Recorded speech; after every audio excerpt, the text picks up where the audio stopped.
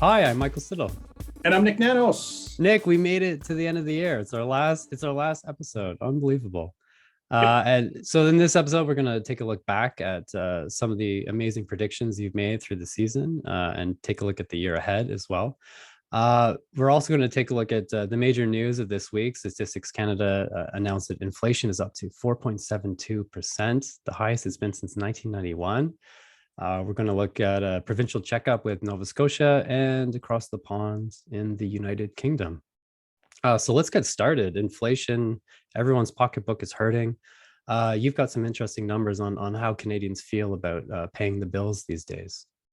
It's interesting, Michael. Earlier this week, we just had the Liberals talk about their economic update. But when we ask Canadians about keeping up with the rising cost of living, a whopping 43% of Canadians are not confident they're going to be able to keep up with these rising prices. Another 22% are not confident. That adds up to 2 out of every 3 Canadians lacking confidence in keeping up with the rising costs of living. And at the very top of the list, when we ask people about their economic concerns, it's basically the cost of everyday items like gasoline. 50% see that as kind of their top economic concerns, followed by housing at 20%.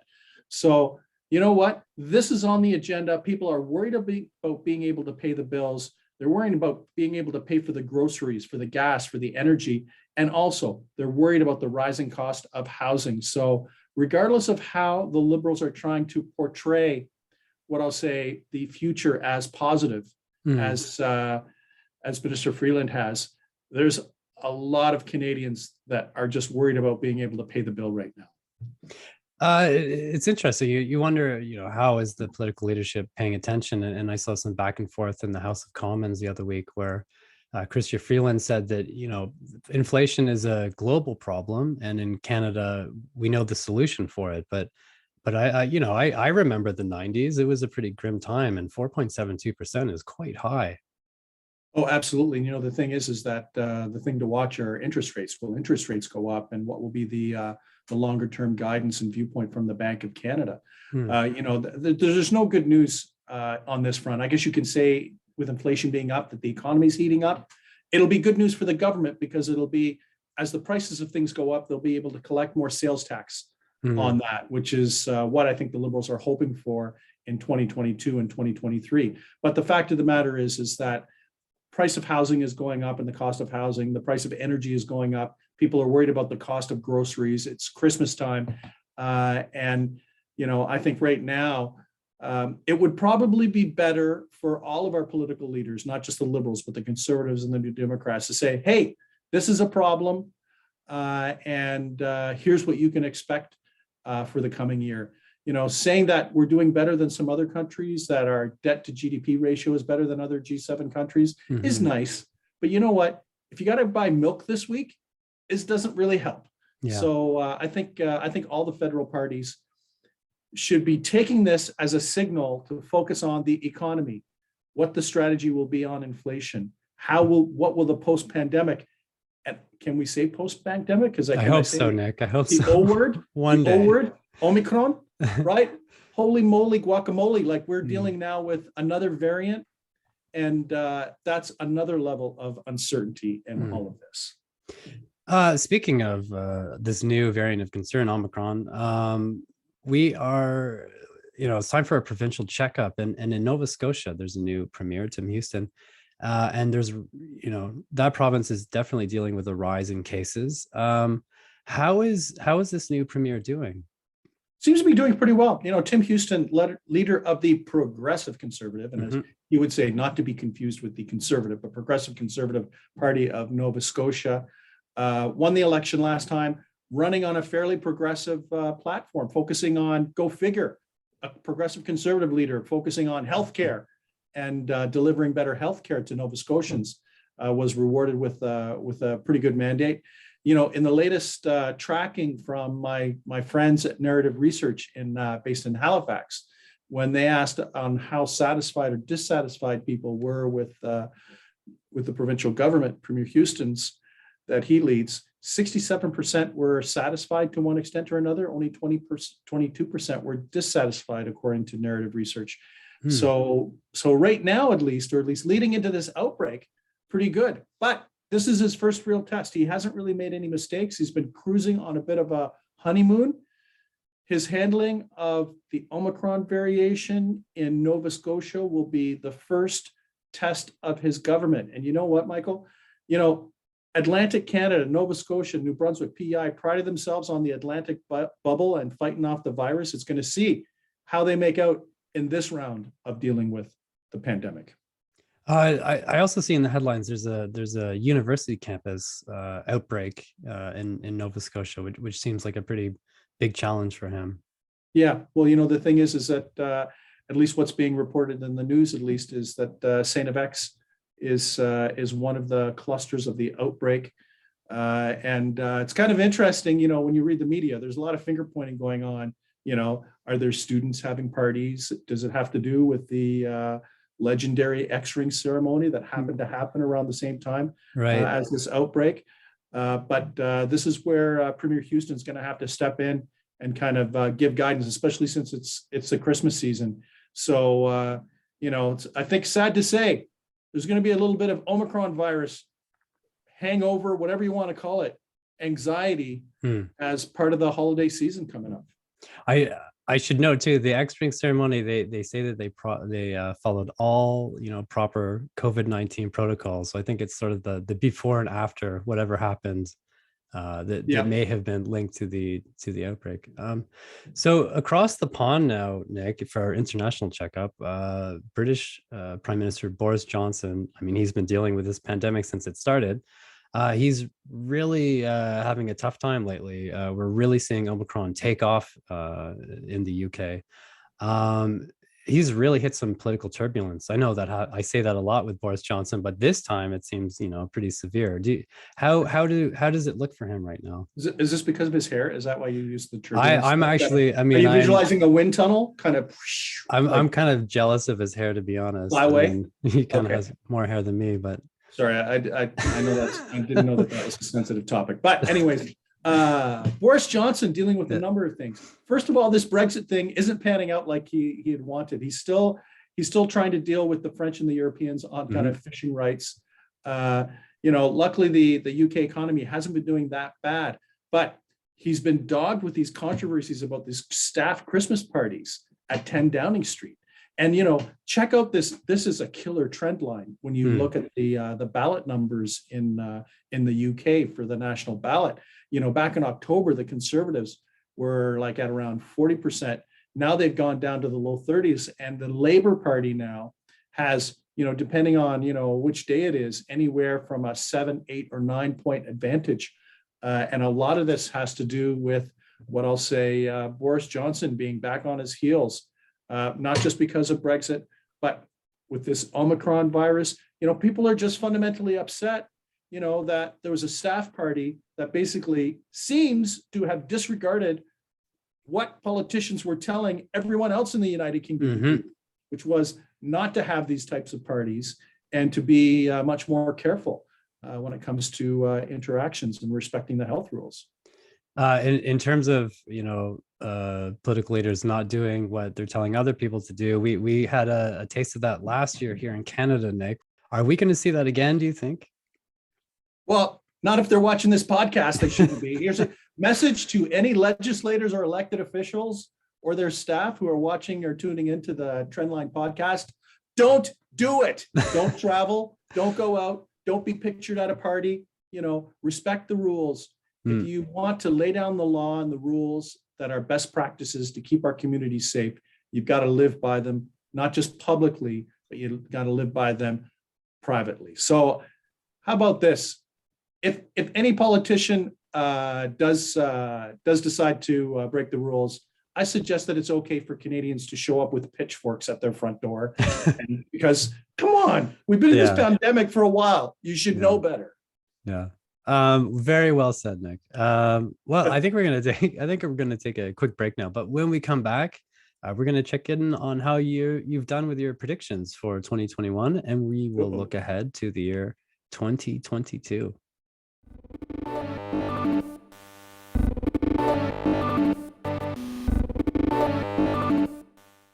And welcome back. So on this show, Trendline, Nick, you make the odd prediction. I don't believe you have psychic abilities, but you definitely are checking the pulse of Canadians, and you've got some very keen insights. So I just want to go through a few of the ones that you made in 2021, and we can see how you've done. Okay. My producer Trevor has written them out here, so I have to read on my phone. Please forgive the awkwardness. So up first, this was in March, after the Conservative Party members voted down a motion to recognize climate change as real. You predicted that we would see this thrown back at the Conservatives and even open them up to attack ads. I think that's safe to say you got that one right. Oh yeah, and the both the Liberals and the New Democrats really dined out on this one, pointing out that there was a rift in the party, and also saying that Aaron O'Toole is the leader of a party that does not embrace or at least recognize climate change. So it's been it's basically dogged him, and it's been part of the narrative that perhaps the Conservatives are not as united as the Conservatives would like to be. Number two, in April now, after the Liberals unveiled their national childcare plans, you said on the show that this will form a key plank of the Liberal campaign platform and that they would use the issue to stoke fear to prevent other parties, particularly the Conservatives, from forming government. And how did we do on that one? I think that's pretty obvious. Yeah, we did pretty well on that. Although we must say that so first of all, childcare was one of the big issues in the election campaign. Mm-hmm. The Liberals wanted to focus on that, as did the New Democrats. One thing that I would like to say is that the Conservatives came out strong on childcare too with their alternative plan. I think the Conservatives saw that this was a potential vulnerability. They wanted to appeal to women voters, especially in the suburbs. So yes, the Liberals wanted to fearmonger, but they weren't able to fearmonger as much because the Conservatives came out strong, Aaron O'Toole, with an alternative plan to the Liberals on this one. And finally, Nick, number three, this is in August. The election was just underway, and you made a prediction about how vaccines would be, and I quote, a bazooka for the Liberals to use against the Conservatives. And I think I can say that you are very spot on with that one. Yeah, although bazooka is not part of the regular lexicon for social scientists or data scientists. Actually, it was more than a bazooka. It became more than a bazooka because I thought they'd just blow a hole into the Conservatives and then it would go away. But this is basically, the Liberals launching with the launch codes. It's like release the nuclear warheads, keep attacking the Conservatives on vaccination. What I did not predict was that even after the election, the Conservatives could not put this to rest. Like, let's face it, they've had a while since the last federal election to try to put vaccinations behind them so that they can focus on affordability, inflation, the rising cost of housing, anything else. And this is still a vulnerability. So, and the Liberals are still taking advantage of vaccinations in order to undermine the Conservative brand. Now, I want to quickly go through all the major party leaders, Nick, and just sort of sketch out the political landscape in 2022, beginning with Prime Minister Justin Trudeau. He succeeded. He won a mandate again, but it was basically back to where he was before the election was called. And he's got this new Omicron pandemic. So what does it look like in the year ahead for him? I think the big question is, it'd be like, will he, won't he, might he step down? The thing is that he has won the greatest number of seats in 3 elections. He's giving a lot of latitude to ministers like Minister Freeland, right? And but so the thing is there's been increasing speculation about what his future is. It has nothing to do with what he has said or what he has done, but just speculation as to his level of enthusiasm in being prime minister, and also allowing some of his cabinet colleagues to take a higher profile. So I think that'll be the looming question in the Liberal tribe. What is the future of Justin Trudeau? That said, I firmly believe that his future is in his own hands. There won't be anything that happens that ousts him, but that if he decides that he'd like to move on, that'll be a decision that he'll make. Interesting. Now, Conservative leader Aaron O'Toole, we were just talking about, he's had a really interesting year. He interesting. Interesting, and yeah. he went from, he's basically been on a roller coaster. Now he's dragging his party against some of the, there's some concern there for some of them that he's kind of moving the party. I guess I can say more center right. So he's had a heck of a year. Now, what does 2022 look like for Aaron O'Toole? Well, on paper, it should be good on a number of fronts. First of all, the economy is probably going to be increasingly important, and the Conservatives are usually strong on that front. The other thing is that the Liberals have been in power for a number of years, and they haven't won the popular vote in the last two elections, so the Conservatives still have that in their favor. And I think the strategy for the Conservatives is not to move to the center, but move towards the center. They just have to move a little bit in order to attract those blue Liberals who might be fatigued with a very progressive Trudeau Liberal government. So, but when you look at O'Toole's personal brand, it was low going into the election. He built it up, and some of that capital has been lost. That capital that he built up during the election has been lost in the post-election period, as he's still been dealing with grumblings within his own party and the vaccination status and explanation of a number of caucus members. But I think his problem is with caucus. It's not a party problem.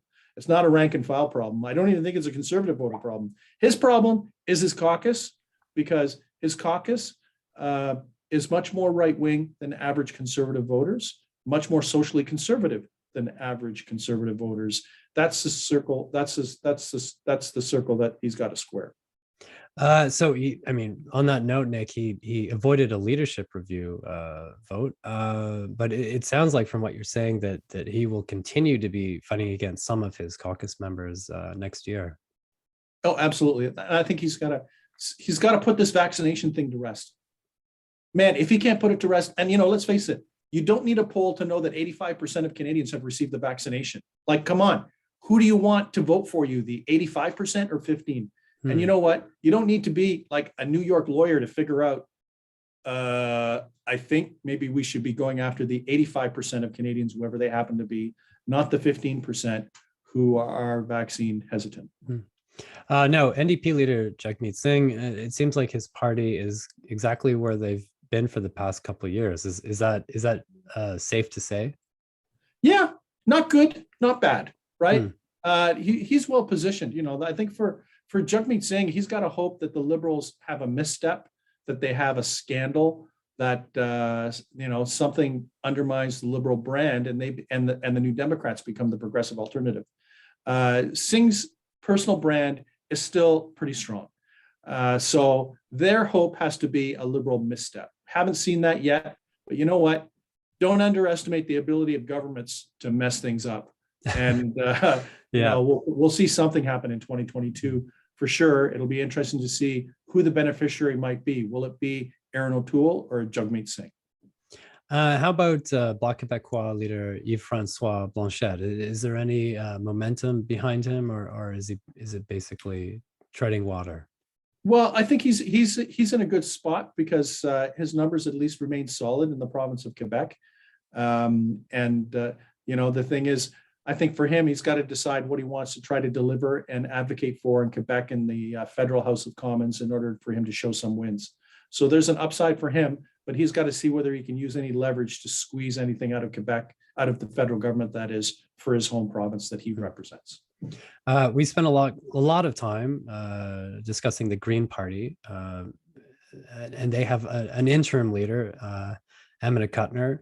Do you think the Green Party will still be sort of a presence in Canadian politics, or do you think the past year has really kind of damaged that for Canadian voters? Well, it definitely damaged it in the short term. It's going to be interesting to see what role that Kuttner wants to take. Will they want to be more proactive? Will they just be a caretaker leader? What will their role be in the leadership race? Kuttner is the interim leader. I think for the Green Party, they've got to say that the past is the past, and let's erase that from the Green Party memory. and focus on the future. And I think what Canadians are going to want to hear from the Greens is not only what their vision is for the country and the environment, because the environment is still the top national issue of concern, but how is the Green Party now more united than it was in the last federal election? Because if they continue to be divided, it'll just be bad news for the Greens. Finally, Nik, in 2022, we have two major elections. Well, all elections are major, I shouldn't say that, but Ontario and Quebec. It sounds like we've got a very exciting year ahead of us. Absolutely. So, for Quebec, that election will be like on or before October. So that'll be in the fall. And then in June, it'll be on or before in Ontario, on or before in June 2nd. Right now the Quebec numbers at least look pretty strong for the premier. It's hard to see him losing unless he really has some type of self-forced error. The Ontario election is going to be interesting, and I think it would be fair to say that we know from the polling that we've seen out there, and that's out there, that the Liberal leader doesn't really have a lot of political coattails right now. Ford is not to be underestimated. He might try to position himself as he'll probably take a page out of the Stephen Harper book, which is not to say that he's perfect, not to say that he's huggable, but to say that he is the best comparative choice. But how's this? In both of those elections, the thing to watch will be the provincial Liberal brands, because right now in Quebec, the provincial Liberal Party is back on its heels. In Ontario, the ballot numbers are competitive with the Conservatives, but the leader is weak. And you know what? Those are two big provincial elections. 2/3 of all the voters in the country will be voting provincially. And I think both the Conservatives, the Liberals, and the New Democrats and the Greens will be looking at those provincial elections and reading entrails as to what they might mean for a federal election in Clutch Your Chest 2023. Oh, I was worried you were going to say that, Nik. That's how we're ending the podcast. Oh my goodness. Well, there we go. It is what it is. Nik, as always, it's been a terrific year and looking forward to the year ahead. Thank you very much. Thanks a lot, Michael. It's been a blast. And where can we find you? All the data is on the web at www.nanos.co, or you can follow me on Twitter at Nik, N-I-K, Nanos. And for more information on what Nik and I have discussed as well, you can go to CTVNews.ca. You can also find me on Twitter at Michael Stittle. Thanks very much for listening and watching.